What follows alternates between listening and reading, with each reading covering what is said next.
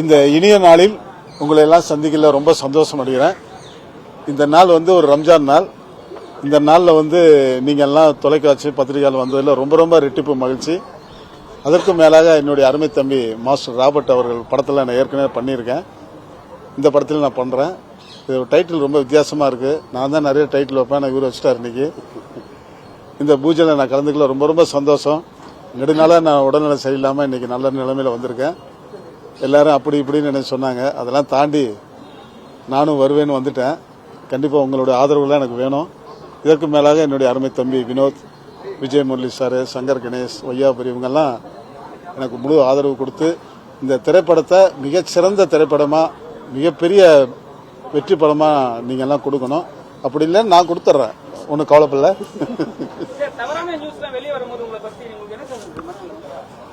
அதெல்லாம் என்னுடைய பேரை மேலே போயிட்டே இருக்கு. அதனால நான் அதை பற்றிலாம் கவலைப்பட மாட்டேன். கடவுள் என்னைக்கா ஒரு நாள் நம்மளை கொண்டு போவார். அது குறுகிய காலத்தில் நாங்கள் கண்ணு முன்னால் பார்க்கறதுனால ரொம்ப சந்தோஷப்படுறேன். வேற ஒன்றும் இல்லை.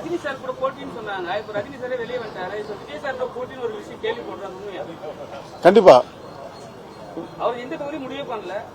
அதாவது முடிவு பண்ணல. ஜோசப் விஜய் அவர்களே, உங்களை நான் ரொம்ப மதிக்கிறேன்.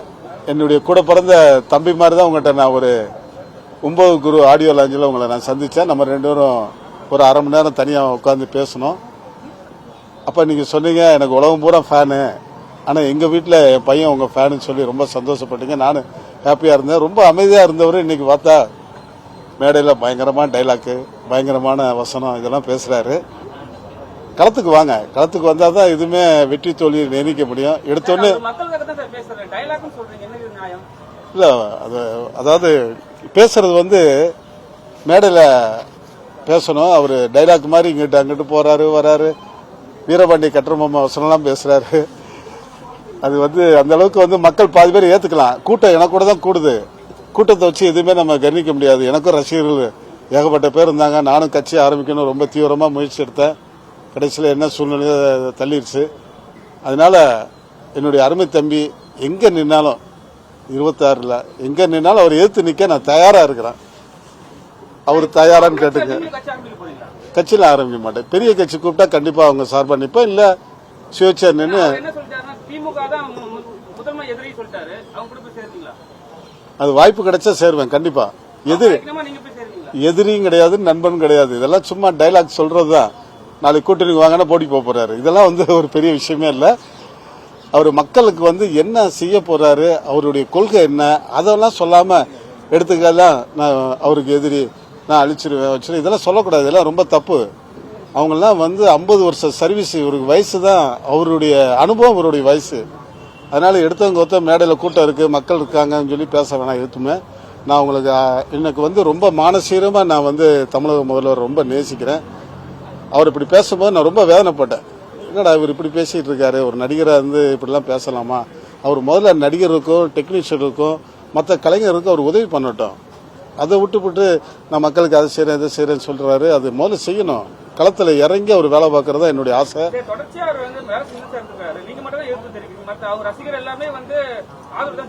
கண்டிப்பா அவர் ரசிகர் ஆதரவு தருவாங்க, எனக்கு ரசிகர் எனக்கு ஆதரவு தருவாங்க. கூட்டத்தை பார்த்து எதுவுமே நம்ம கவனிக்க முடியாது. ரசிகர்கள் வேறு, வாக்காளர் வேறு. அதனால கூட்டம் இருக்கு. எனக்கு கூட்டம் அவ்வளவு கூட்டம், இவருக்கு மேல கூட்டம் இருந்தது. நானும் கட்சி ஆரம்பிச்சேன், நானும் எம்பியா நின்னேன். அது போல அவருடைய தந்தை எஸ். சந்திரசேகர் ப்ரொடியூசர் கவுன்சில் தலைவராக இருந்தாரு, நான் எதிர்த்து நின்னேன். இப்போ அவர் மகன் ஜோசப் விஜய் எதிர்த்து நான் நிற்க தயாரா இருக்கிறேன்.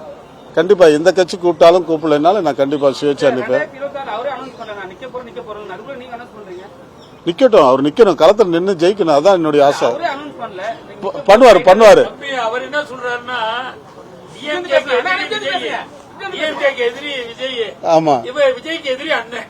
ஆமா எதிரி அவர் கட்சியில வரட்டுங்க.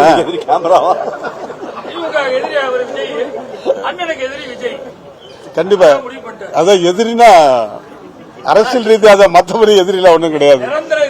அதான் நிரந்தர எதிரி. ஏன்னா இப்ப நான் சொல்றது அவருடைய ஃபேன்ஸுக்கெல்லாம் என்னடா அவர் இப்படி சொல்றான்னு சொல்லி என்ன கள்ள தூக்கி எறிகிறது, போற வழியில மடக்கிறதுக்கெல்லாம் பொறுப்பு நம்ம தமிழக முதல்வர் தான். எனக்கு பாதுகாப்பு பொறுப்பு கொடுக்கணும். என்ன தம்பி? பாதுகாப்பு கிடையாது. ஏதோ உயிருக்கு அச்சுறுத்தல், திடீர்னு போன் வரும், திடீர்னு மிரட்டுவாங்க. என்னை ஏகப்பட்ட பேர் மிரட்டியிருக்காங்க, கடத்தியிருக்காங்க. அதெல்லாம் தனிப்பட்ட முறையில். இப்ப நான் வந்து அவர் ஒரு கட்சி தலைவர், அவரை எதிர்த்து நான் பேட்டி கொடுக்குறேன். பாப்பா எதுனாலும் சந்திக்க தயாரா இருக்கிறேன். சார், அப்படியே பர்ஃபியூமை பத்தி சொல்லிருக்கேன். இந்த படம் பர்ஃபியூம் வந்து ரொம்ப வாசனையா இருக்கும். கண்டிப்பா எல்லாரும் யூஸ் பண்றீங்க. இந்த படத்தை பாருங்க, மிகப்பெரிய வெற்றி படமா கொடுங்க. ஏன்னா ராபர்ட் வந்து ரொம்ப கடின உழைப்பாளி. அவர் டான்ஸ்ல இருந்து மாஸ்டர் ஆகி இன்னைக்கு வந்து ஒரு நடிகர் ஆகி டைரக்டர் ஆகியிருக்காரு. எல்லா படத்திலும் நான் நடிக்கிறேன். இன்னும் ஒரே ஒரு கருத்து மட்டும் நான் சொல்றேன், தயவுசெய்து தப்பா நினைச்சுக்காதீங்க. நம்ம ஜோசப் விஜய் அவர்கள் எப்ப பார்த்தாலும் மன்னராட்சிங்கிறாரு. மக்களால் தேர்ந்தெடுக்கப்பட்ட மக்களாட்சி. மன்னராட்சியா இருந்தா யாருங்க வா இங்கேம்பாரு. அந்த மாதிரிலாம் பேசல. தயவுசெய்து இந்த மன்னராட்சியில சொல்லாதீங்க. அப்படி இல்லாம 40 தொகுதியும் எம்பிஆர் நின்று இன்னைக்கு டெல்லியில உட்காடுறாங்கன்னா அது எந்த அளவுக்கு மக்கள் அவங்கள வந்து நேசிக்கிறாங்கிறது தெரிஞ்சுக்குங்க. தயவுசெய்து இந்த மாதிரி தவறான கருத்தெல்லாம் நீங்க சொல்லாதீங்க. பிரச்சாரத்துக்கு போகும்போது நல்லபடியா பேசுங்க, வசனம் பேசாதீங்க. சரியா? ரொம்ப தேங்க்ஸ்.